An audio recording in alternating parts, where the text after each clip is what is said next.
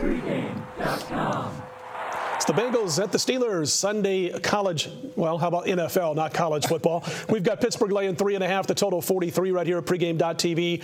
Marco, you're the guy with the goods when it comes to Pittsburgh area sports, especially, and your record is the proof of the pudding.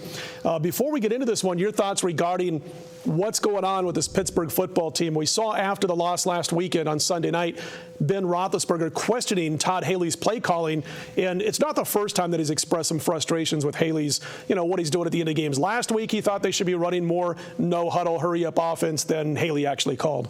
Yeah, this is, to be honest with you guys, I'm concerned about the Steelers this week. They're doing things that are not Pittsburgh Steeler, if we can look at it that way. They're making mental mistakes. Mm-hmm. Last week, everybody's going to look at the last play, the interception by Ben Roethlisberger. But, prior to that play, he basically put the team on his shoulder, extending plays, making big plays, keeping it, going. Their defense is a shambles right now. The secondary, they were down, I think, to their sixth guy in the secondary. I mean, that's getting pretty thin, In Romo, fortunately for them, Romo wasn't able to exploit it. And then Antonio Brown. Can you, me and you were texting on Sunday during the game. I mean, at one point I actually tweeted out, the Cowboys should give a game ball to Antonio Brown because, not one, not two, 3 bonehead plays on his part, cost the Steelers, basically the game. And then you got the Todd Haley thing. And people in Pittsburgh thought this was going to happen early in the year, that these two were not going to, because Ben Roethlisberger, Bruce Arians was his guy. A great relationship. Yeah, yep. And, now you got people pointing fingers. That's never a good sign in a locker room. I look at this one, Brian, I'm thinking back to that Sunday night game they played earlier this season at Cincinnati.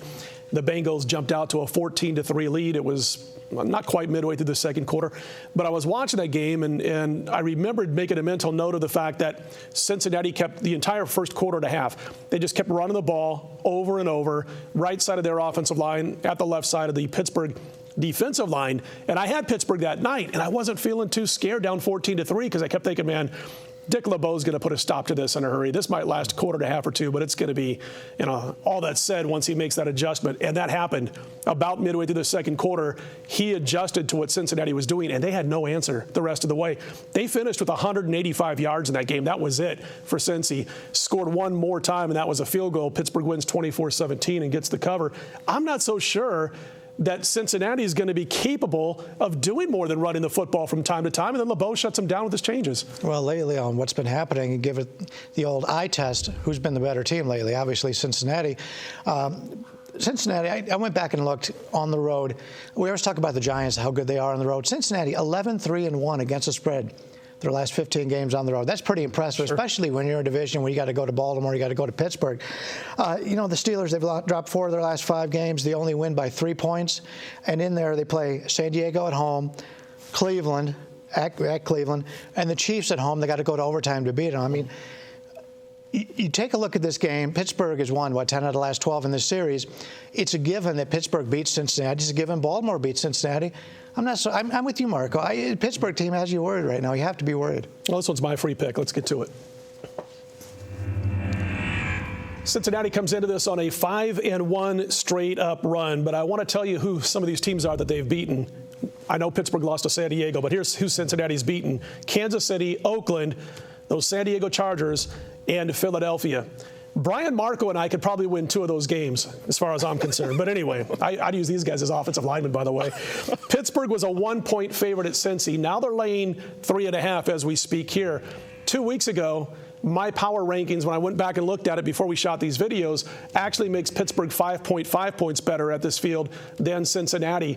I'm not going to jump on here's what's happened lately because I don't trust Cincinnati. I'm not a Marvin Lewis fan at all, and I'm a huge fan of the coach on the other side of the field and Mike Tomlin. I think Pittsburgh gets back to what got them, that identity that they've had for so many years. I think you're going to see Big Ben get what he wants, which is a little bit more of the play calling that fits his style.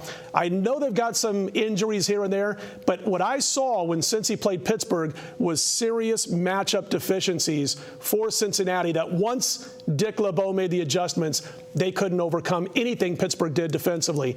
I'm going to back Pittsburgh. Boy, that's tough going against these two guys, especially Mr. Pittsburgh here. But I'm going to suggest laying the points with the Steelers on Sunday. When we come back, we got the Bills and the Dolphins doing more NFL battle. We'll talk to you right here at pregame.tv.